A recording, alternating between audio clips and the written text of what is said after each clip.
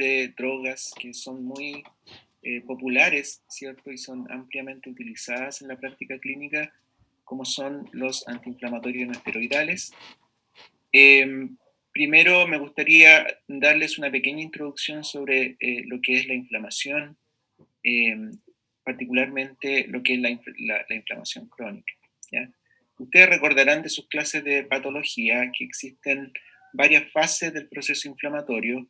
En una fase hiperaguda, ¿cierto? Existe la liberación de estas sustancias que hemos llamado autacoides, como la histamina, serotonina, las quininas, ¿cierto? Las prostaglandinas, los leucotrienos, que son sustancias que son liberadas localmente y son metabolizadas en el mismo sitio, de tal suerte que tienen una vida media muy, muy corta, ¿ya?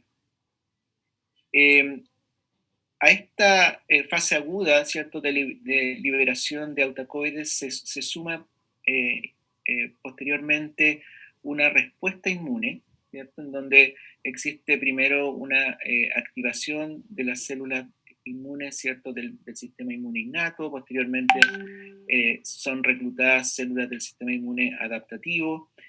La idea, ¿cierto?, en este caso es que ocurra una resolución y una reparación del daño, ¿ya? Pero si esto no ocurre, si el daño se prolonga, ¿cierto? Si la causa que provocó el proceso inflamatorio se mantiene o persiste, eh, entonces no ocurre la curación y la reparación completa, ¿cierto? Y se establece lo que llamamos una fase crónica de la inflamación, un daño inflamatorio crónico, ¿ya? Eh, Generalmente estos daños inflamatorios continúan con algunos intentos de reparación, pero que nunca son totalmente eficaces, ¿ya? Bueno, el ejemplo clásico de un proceso inflamatorio crónico es la artritis reumatoidea, ¿cierto? En donde ocurre una destrucción del hueso y del cartílago articular. Eso conlleva dolor, discapacidad funcional y una disminución en la expectativa de vida de estos pacientes. Eh, el daño celular asociado a inflamación se puede explicar de diferentes modos, ¿cierto? Los leucocitos, las células que son reclutadas en la fase aguda durante el proceso inflamatorio, liberan varias enzimas lisosomales, ¿cierto? Que causan digestión, daño de otras células o de la matriz extracelular.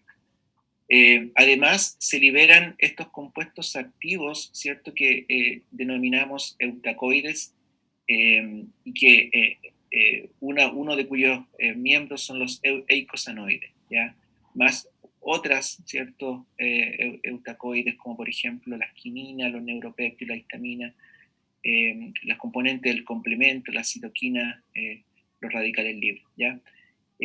Lo que hacen estas moléculas es básicamente perpetuar el daño celular, ¿cierto? El daño tisular en este caso, ¿ya? Y los antiinflamatorios no esteroidales lo que hacen es básicamente inhibir la síntesis de uno de estos eutacoides que se denominan eicosanoides, ¿ya?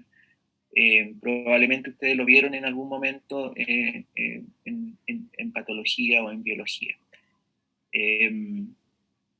Los eicosanoides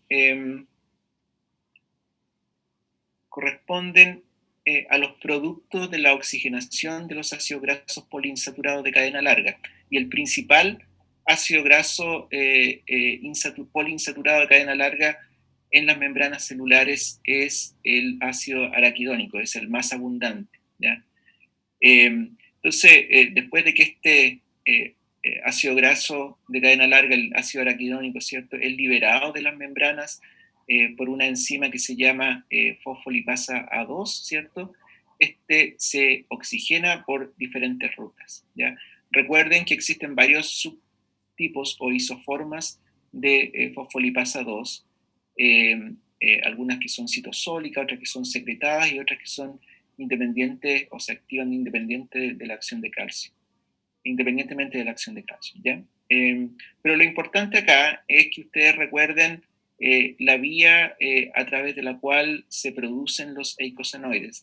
Los eicosanoides es una familia muy larga de compuestos, ¿cierto? Que son derivados entonces del ácido araquidónico, que es liberado por esta fosfolipasa 2 de las membranas celulares. ¿Ya? Entonces, una vez que es liberado el ácido araquidónico, este puede sufrir varias modificaciones a través de por lo menos 3 rutas que son muy importantes. Uno es la ruta del citocromo P450, que es una epoxigenasa, ¿cierto? Y a través de esta ruta el ácido araquidónico se transforma en compuestos como el EET, que corresponde a epoxi, ácido epoxi, eicosat, trienoico, ¿ya?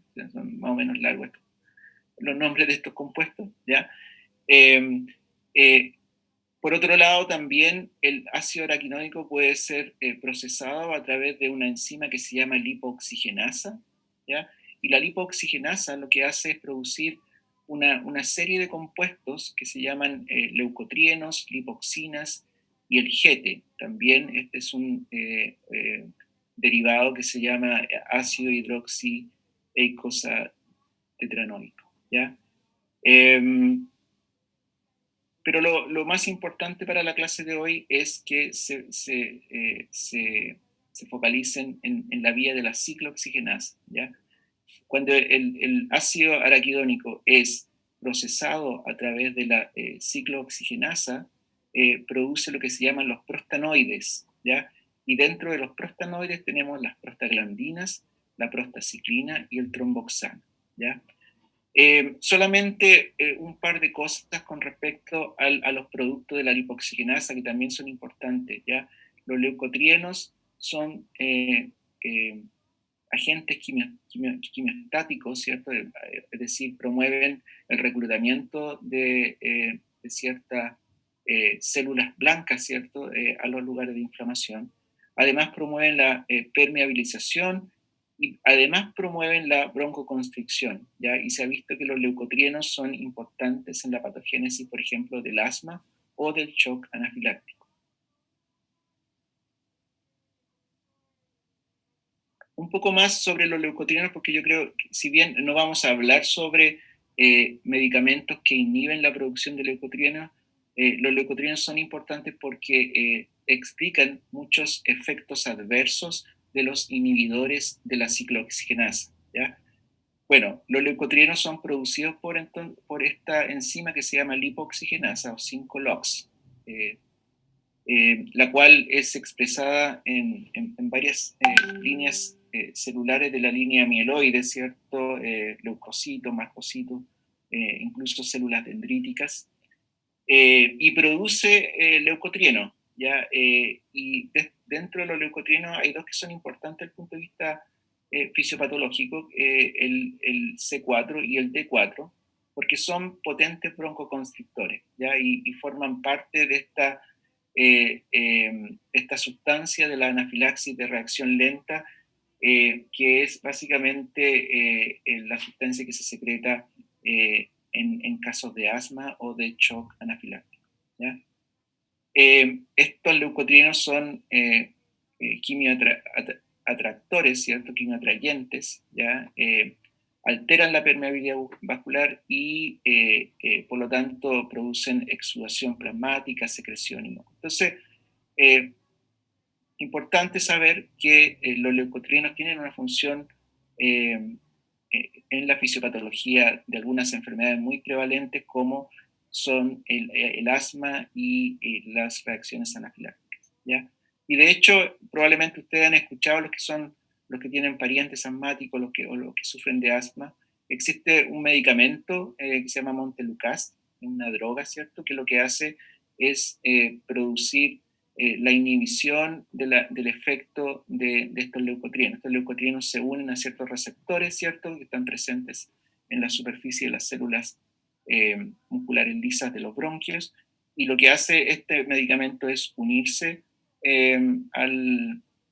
o bloquear la interacción entre el leucotrieno y su receptor, y de esa manera funciona como un antiasmático, ¿ya? Además, los leucotrienos tienen la capacidad de reducir la contractilidad miocárdica y también reducir el flujo coronario, ¿ya? Entonces, importante, leucotrienos son importantes mediadores de las reacciones de broncoconstricción en asma y también en las reacciones anafilácticas, ¿ya? Ahora, ¿por qué hablar tanto de los leucotrienos? Bueno, porque muchos efectos de los leucotrienos pueden explicar, por lo menos parcialmente, ¿cierto?, algunos de los efectos de los antiinflamatorios no esteroidales, ¿ya? Fíjense que hoy día vamos a hablar fundamentalmente de los productos de la ciclooxigenasa, ¿ya?, que son que son los prostanoides, y dentro de los prostanoides están las prostaglandinas, ¿cierto? Pero el mismo ácido araquidónico se utiliza por la lipoxigenasa para producir los leucotrienos. Si ustedes inhiben la vía de la ciclooxigenasa, se potencia la lipoxigenasa y empieza a producir más leucotrienos. Y eso podría explicar que en algunos pacientes asmáticos se gatillen eventos de broncoconstricción cuando consumen antiinflamatorios no esteroidales, por ejemplo, la aspirina, ¿ya? Y existe una entidad fisiopatológica que se llama asma inducido por aspirina, ¿ya? ¿Les queda claro esta relación?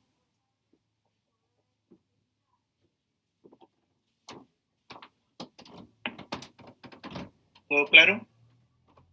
Bien. ¿Sí?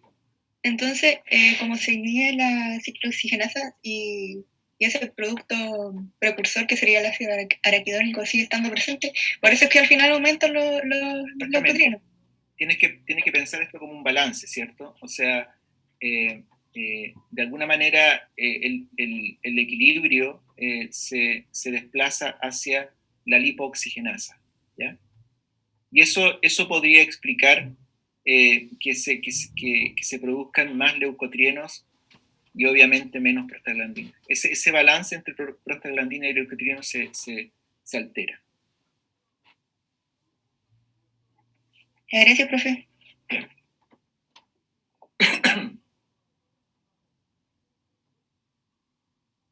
Bien, ahora vamos a hablar de la ciclooxigenasa.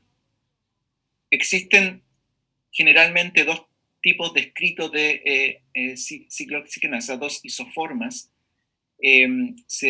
Siempre se describe que la ciclooxigenasa tipo 1 es expresada en la mayoría de las células y por lo tanto es una ciclooxigenasa constitutiva, ¿ya? En cambio, la ciclooxigenasa de tipo 2 es o se describe como una ciclooxigenasa inducible, ¿ya? Su expresión generalmente varía según el estímulo que le está provocando, ¿cierto? Y la ciclooxigenasa 2 sería la fuente principal de prostanoides en procesos inflamatorios y en cáncer, ¿ya? Sin embargo, hay que mencionar que COX-2, esta ciclooxigenasa 2, ¿cierto?, está también presente de manera constitutiva en algunos tejidos, particularmente el sistema nervioso central y el riñón, ¿ya? Y eso también puede explicar algunos de los efectos adversos de los medicamentos que bloquean la acción de la ciclooxigenasa 2, ¿ya? Bueno, este es un esquema que ustedes tienen que aprenderse muy bien, ya en el cual se describe cómo se producen los prostanoides, ¿ya? Recuerden que los prostanoides van a ser el tromboxano, las prostaglandinas y la prostaglandina I2 que se llama prostaciclina. De ahora en adelante la voy a llamar prostaciclina, ¿ya? Pero fíjense lo que ocurre. Aquí tenemos el ácido araquidónico, ¿cierto? El ácido araquidónico es convertido en prostaglandina G2 y en prostaglandina H2 por la COX-1 o la COX-2. Esto significa que cada una de estas enzimas es una enzima bifuncional. ¿Qué significa esto? Que pueden en realidad realizar dos reacciones catalíticas, la transformación primero de ácido araquidónico a prostaglandina G2 y luego la transformación de esta prostaglandina G2 en prostaglandina H2. ¿Ya? Entonces, los antiinflamatorios no esteroidales van a inhibir en mayor o menor grado tanto la ciclooxigenasa 1 como la ciclooxigenasa 2. ¿Ya? Bueno, ¿cómo actúan los prostanoides en general? Bueno, son, ya lo hemos mencionado, ¿cierto? La pasada, son moléculas que tienen una vida media muy corta, actúan generalmente como mediadores autocrinos o paracrinos y se unen, ¿cierto?, a receptores acoplados a proteína G, de estos típicos receptores que tienen 7 dominios de transmembrana, ¿ya? Y aquí hay una lista, aquí están los eicosanoides, ¿cierto?, más importantes, también se mencionan algunos leucotrienos, ¿cierto?, y sus receptores, ¿ya? Muchos de estos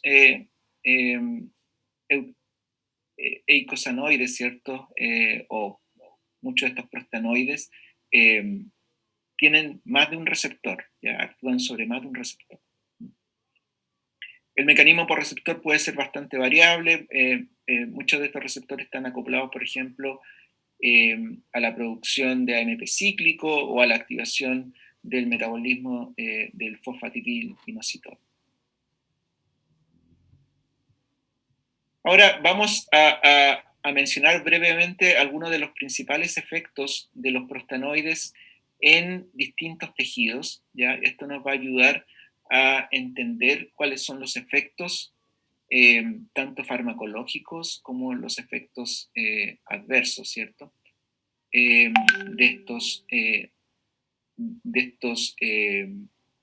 estos mediadores y también de los inhibidores de ciclooxigenasa. En el músculo liso, el músculo liso se puede dividir en términos funcionales, ¿cierto? El músculo liso vascular, del tracto gastrointestinal y de la vía respiratoria, ¿ya?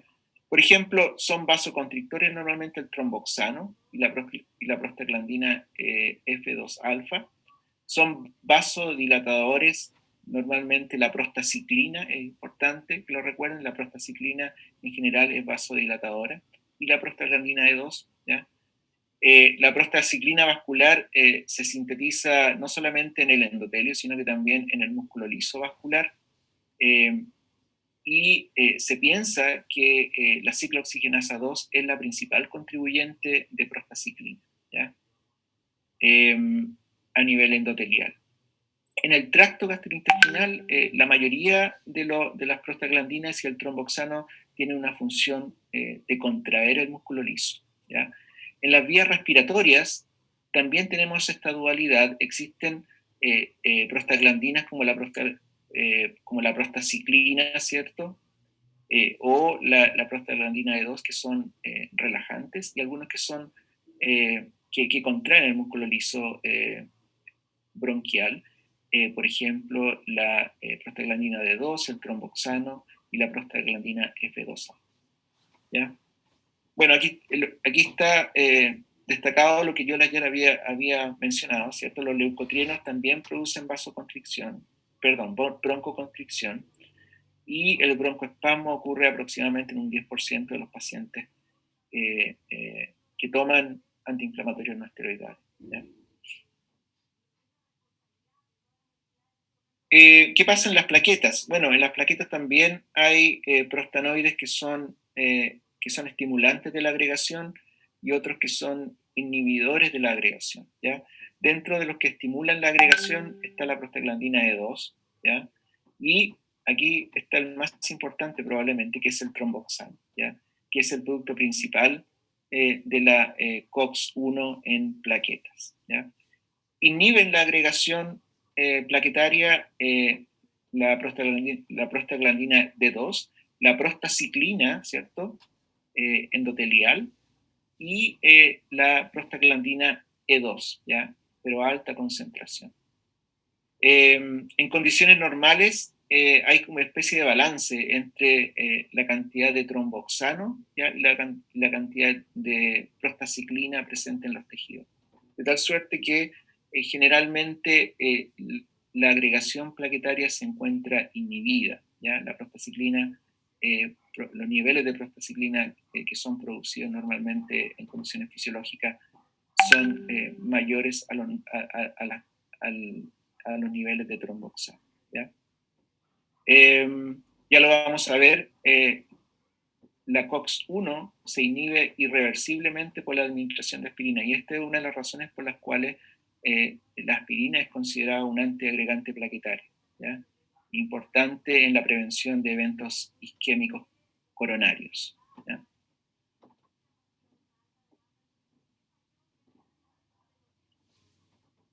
Bueno, en el riñón existe una amplia distribución de los prostanoides. La COX-1 se expresa en varias partes del nefrón, en los conductos colectores, corticales y medulares, las células mesangiales, en el endotelio arteriolar, en las células epiteliales de la cápsula de Bowman, pero también se expresa COX-2, ¿ya? En las células intersticiales medulares, por ejemplo, en la mácula densa, en el asa ascendente gruesa cortical, ¿ya? Los principales eicosanoides, ¿cierto?, renales son la prostaglandina E2, la prostaglandina I2, que es la prostaciclina, ¿cierto?, la prostaglandina F2-alfa y el tromboxano, ¿ya? En conjunto, estos prostanoides, ¿cierto?, lo que hacen es regular el proceso de filtración glomerular y también la excreción de sodio. Por lo tanto, tienen una función muy importante en la mantención de la presión arterial, ¿ya? Cuando aumenta el tromboxano en el riñón, ¿cierto? Esto causa una vasoconstricción dentro de los vasos renales, y eso disminuye la función renal, ¿ya? Y este aumento en los tromboxanos se cree que juega un rol importante en la patogénesis, por ejemplo, de la glomerulonefritis, ¿cierto? O enfermedades de rechazo, o sea, enfermedades que se producen como consecuencia del rechazo de un trasplante renal.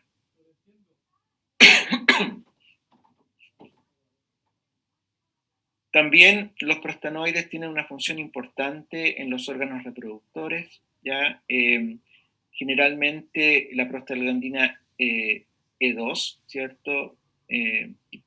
A bajas concentraciones, o la prostaglandina F2-alfa o el tromboxano inducen la contracción uterina, ¿ya?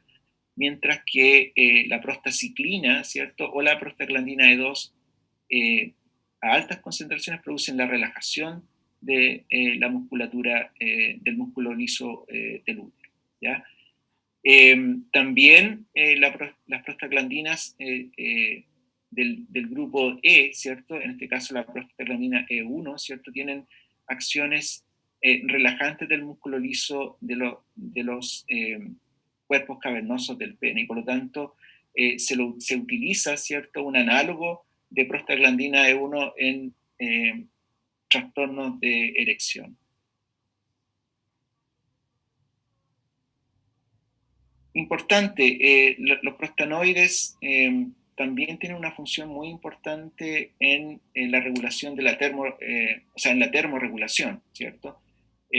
Cuando ustedes tienen pirógenos, ¿cierto? Por ejemplo, lipopolisacáridos que inducen fiebre,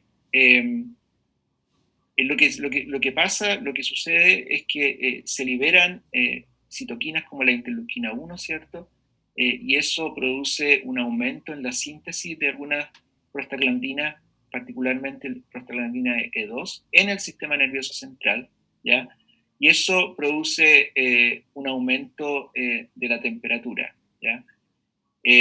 Por lo tanto, si ustedes bloquean la producción de prostaglandina E2, por ejemplo, con aspirina, ¿cierto?, eso debería tener un efecto antipirético, es decir, una disminución de la temperatura, ¿ya?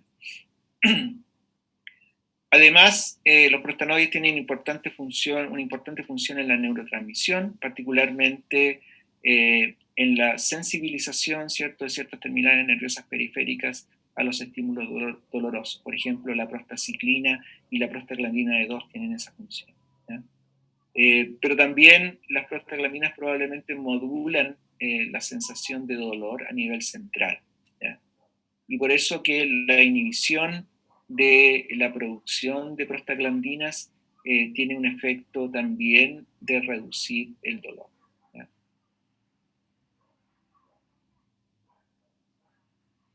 Bueno, en inflamación y en inmunidad, obviamente, los prostanoides tienen un rol importante, ¿cierto?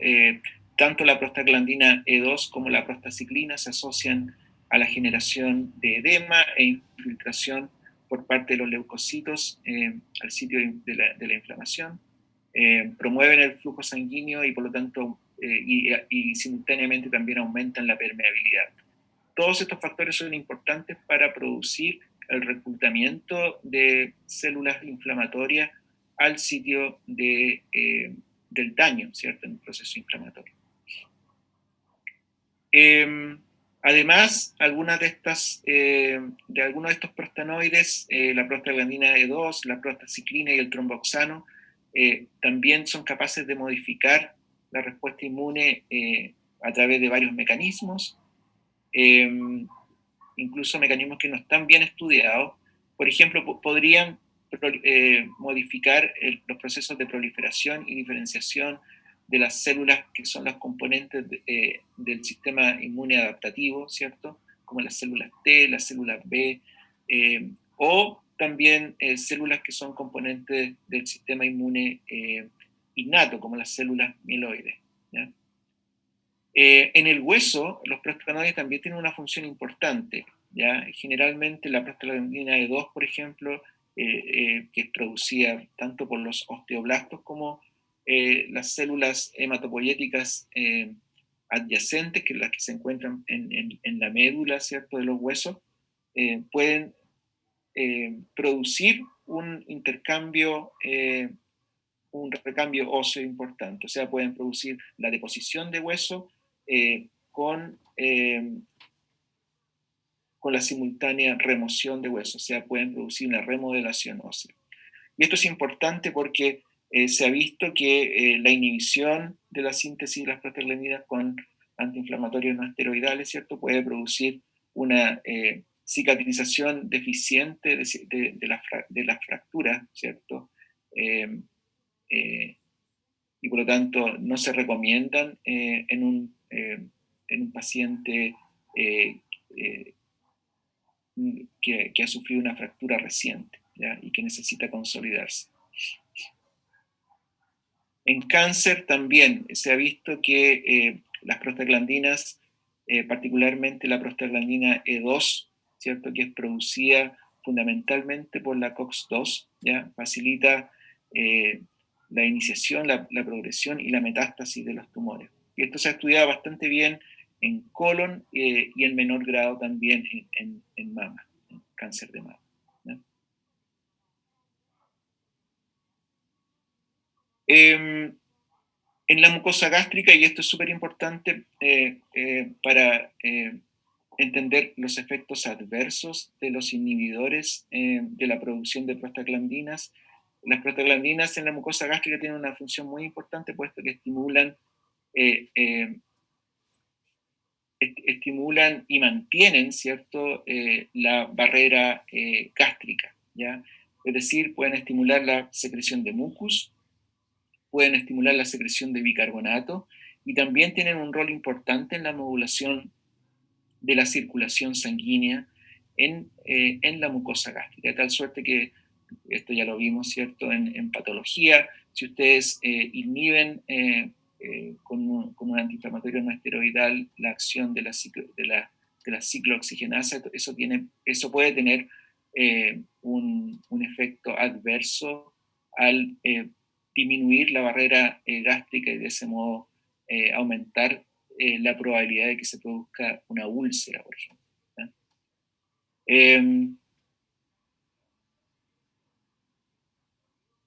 ¿Alguna pregunta hasta ahora?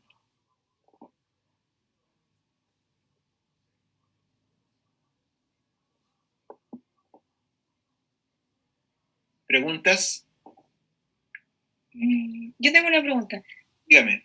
Es que dijo que en la formación de huesos, como que la inhibición de la síntesis de prostaglandina genera una cicatrización deficiente. Y en ese caso, supongamos que el paciente tiene dolor, que es lo más probable, se le tendría que dar otro tipo de medicamento.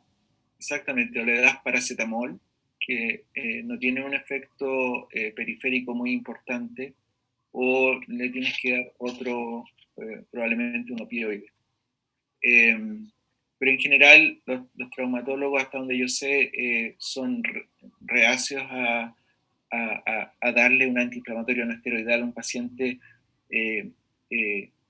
post quirúrgico, por ejemplo, o un paciente que sufrió una fractura y en este momento está tratando de consolidarse. El efecto de las prostaglandinas a nivel óseo es la de estimular no solo la remoción de huesos, sino que la deposición de huesos. Son importantes la remodelación del hueso. ¿Ya? En el recambio óseo. Entonces, si tú inhibes las prostaglandinas, ese proceso se va a ver alterado. ¿Ya? Ya, gracias, doctor. ¿Ya? ¿Más preguntas? Yo sé que es harta información, pero el tener una visión panorámica, ¿cierto?, de cuáles son los efectos de los prostanoides, particularmente de las prostaglandinas en diferentes órganos y tejidos, es importante para poder explicar algunos de los efectos adversos de los inhibidores de prostaglandina. ¿Sí?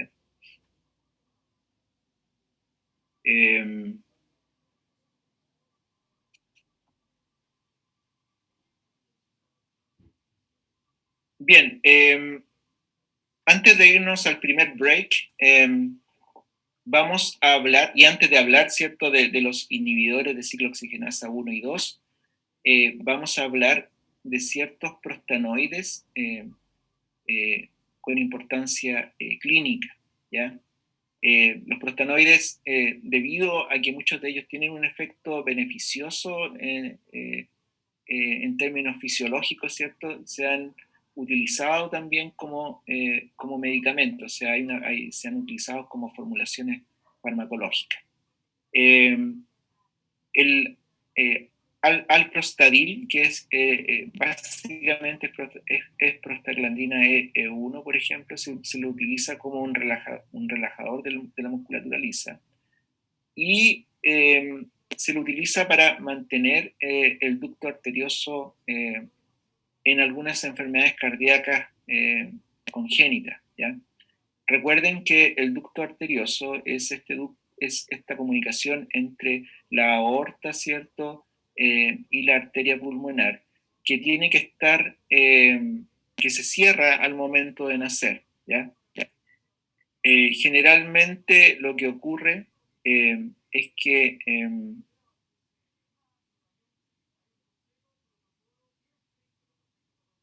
al nacer, durante el desarrollo se mantiene la permeabilidad del ducto arterioso y esto es responsabilidad de las prostaglandinas E2, ¿ya? Pero al nacer, los niveles de prostaglandina E2 caen, lo que produce el cierre fisiológico del ducto, ¿ya? Pero en algunas circunstancias, por ejemplo, en niños que nacen con enfermedades cardíacas congénitas, ustedes le gustaría mantener por un tiempo más el ducto arterioso permeable, ¿ya? Para que el cirujano después pueda realizar una intervención, ¿ya? En ese caso, ustedes usan este medicamento que es un análogo de prostaglandina E1, el alprostadil, ¿ya? Al contrario, en niños que nacen con por ejemplo, niños prematuros que nacen con un ducto permeable, ¿cierto? Y ustedes quieren cerrarlo, ustedes tienen que realizar lo opuesto, ¿cierto? Tienen que inhibir la producción de prostaglandinas y en este caso ustedes pueden utilizar un AINE, ¿ya? Un antiinflamatorio no esteroidal que se llama indometacina, ¿ya? El alprostadil también se lo utiliza en la disfunción eréctil, ¿ya? Y para eso se realizan inyecciones intracavernosas, ¿ya? Puesto que promueve la relajación del músculo liso que forma parte de los cuerpos cavernosos del pene. La prostaciclina tiene también una versión farmacológica que se llama el epoprostenol, ¿ya? Recuerden que la prostaciclina en condiciones fisiológicas es sintetizada por el endotelio vascular, es un vasodilatador, ¿ya? Y también un inhibidor de la agregación plaquetaria, ¿ya? Se lo utiliza en ciertas condiciones patológicas bien específicas, en donde hay un aumento de la resistencia vascular periférica. En este caso, por ejemplo, en la hipertensión pulmonar y en la hipertensión portopulmonar. ¿Ya?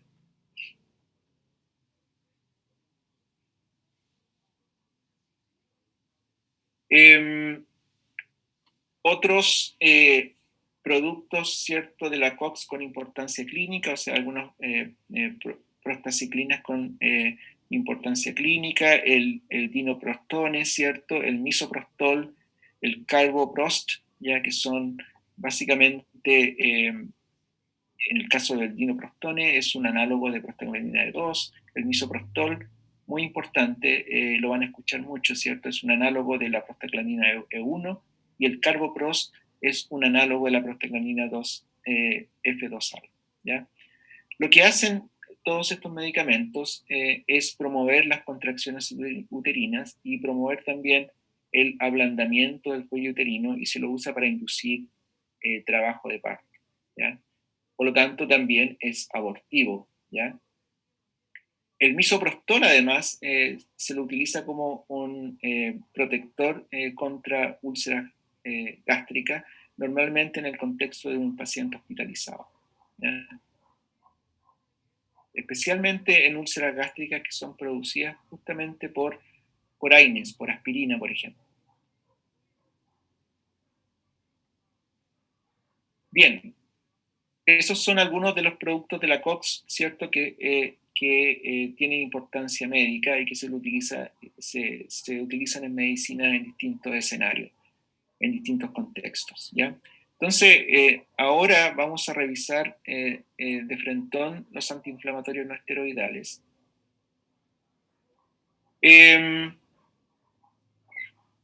Cuando ustedes están tratando a un paciente, ¿cierto?, con una inflamación crónica, ustedes tienen dos cosas en la mente. Uno es el alivio de los síntomas, ¿cierto?, y el mantenimiento de la función del órgano o tejido. Y lo otro es el retraso del proceso de daño tisular, ¿ya? Tanto los salicilatos como la aspirina y otros antiinflamatorios no esteroidales tienen básicamente 4 efectos, ¿ya? Tienen un efecto primario que es antiinflamatorio, ¿ya? Tienen un efecto de reducir la agregación plaquetaria, particularmente la aspirina, ¿cierto? Excepto aquellos inhibidores de la COX-2, ¿ya? Además, tienen efectos que son, se podría decir, secundarios, ¿ya? Tienen un efecto antipirético y un efecto analgésico, ¿ya? Pero este efecto se cree que es secundario, puesto que estos efectos están relacionados con la intensidad del proceso inflamatorio, de tal suerte que el primer efecto que tienen tanto los salicilatos como los antiinflamatorios no esteroidales es de reducir la inflamación, y como consecuencia de eso se reduce la fiebre y se reduce el dolor, ¿ya?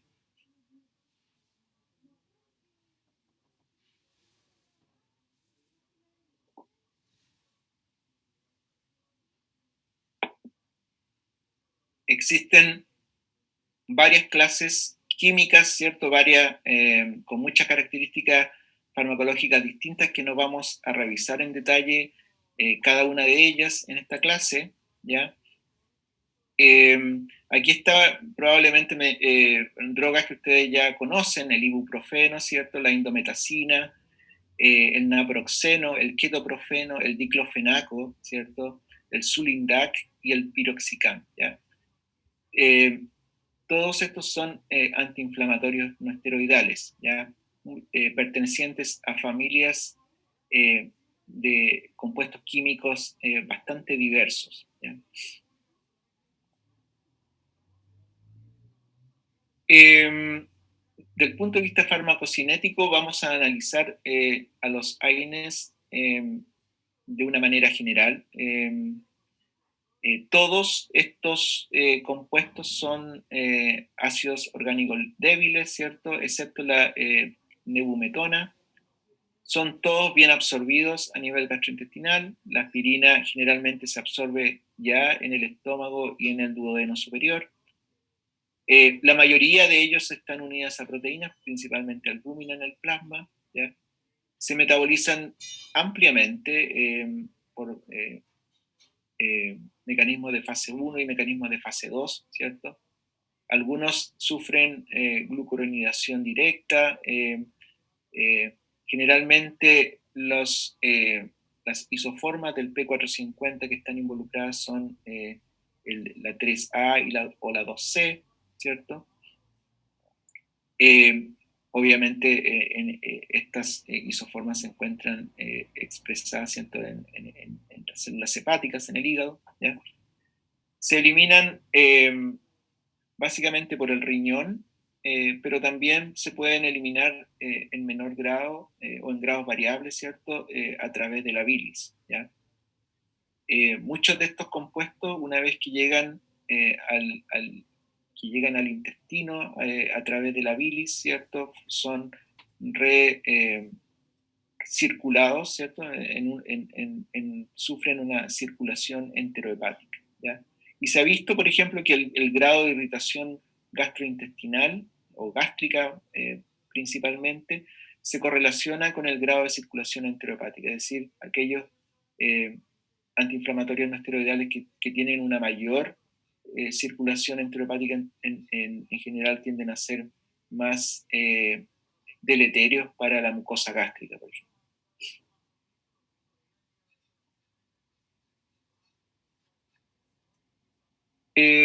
Bueno, ¿cuál es el mecanismo de acción de los antiinflamatorios no esteroidales? ¿Cierto? Ya lo hemos mencionado repetidamente.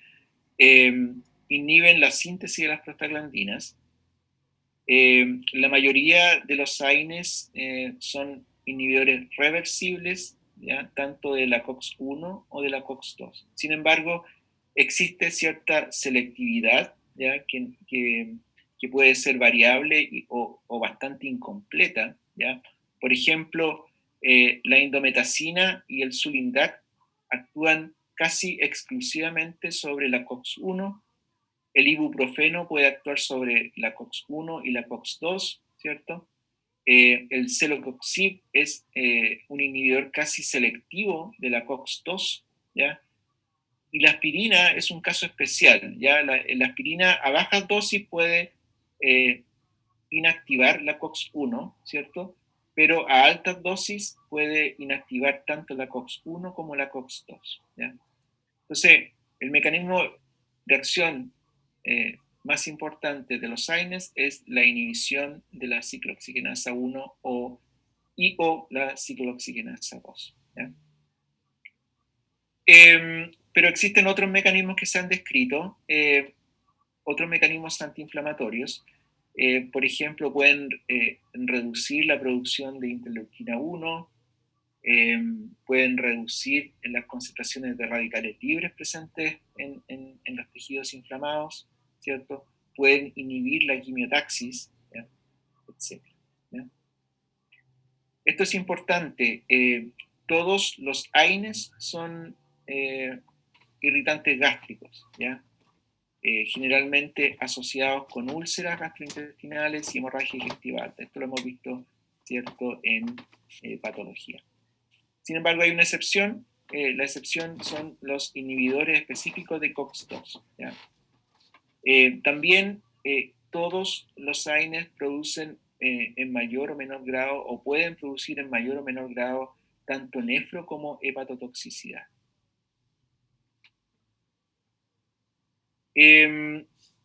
Dos palabras sobre los inhibidores selectivos de COX-2.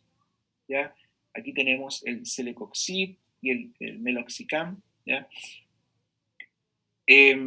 Estos inhiben, como ya lo hemos mencionado, ¿cierto? Inhiben la producción, la síntesis de prostaglandinas por la enzima COX-2, que se piensa que es una enzima que se induce en sitios de inflamación y en tumores, ¿ya? Sin afectar la COX-1 constitutiva, ¿ya? En el tracto, sobre todo aquella que se expresa en el tracto gastrointestinal y en las plaquetas, ¿ya? Los efectos analgésicos, antipiréticos y antiinflamatorios son comparables a los AINES, ¿cierto? No selectivos, pero con menos efectos gastrointestinales, ¿cierto? Esto es importante, no tienen un impacto en la agregación plaquetaria, ¿ya? La agregación plaquetaria está fundamentalmente mediada por tromboxano, ¿cierto? Que es un producto de la COX-1. Por lo tanto, los inhibidores selectivos de COX-2, como celecoxib, no tienen impacto sobre la agregación plaquetaria, ¿ya? Además, pero sí pueden inhibir, ¿cierto? La prostaciclina, ¿ya? Que es producida por la COX-2 del endotelio vascular, ¿ya? Estos dos factores, es decir, que no tienen un impacto en la agregación plaquetaria, pero a la vez pueden inhibir la síntesis de prostaciclina vascular, tiene como consecuencia de que los inhibidores selectivos de COX-2 no son cardioprotectores, ¿ya? Además, un aspecto importante y relativamente específico de los inhibidores de la COX-2 es que producen toxicidad renal, ¿ya? Puesto que la COX-2 también se expresa en el riñón y por lo tanto puede aumentar la tendencia a la formación de edema, ¿cierto? Y a la hipertensión.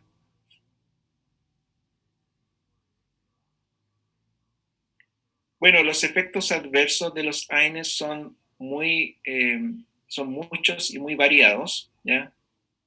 A nivel del sistema nervioso central pueden producir dolor de cabeza, ¿cierto? Tinnitus, mareos.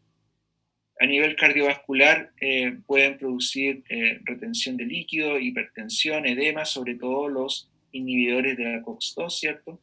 A nivel gastrointestinal pueden producir en condiciones ya extremas pueden producir úlceras y hemorragia digestiva alta, ¿cierto? Sobre todo los inhibidores de la COX-1, ¿cierto? A nivel hematológico pueden producir trombocitopenia, neutropenia, anemia plástica. A nivel hepático se han descrito también insuficiencia hepática, aunque de manera más rara. Ya dijimos, ¿cierto? A nivel pulmonar pueden desencadenar asma, y esto es particularmente evidente con la aspirina, ¿ya? A nivel de la piel también pueden producir erupciones cutáneas, pruritos, etc., ¿ya? Y bueno, a nivel renal, insuficiencia renal, hipercalemia y proteinuria, o sea, un síndrome nefrótico.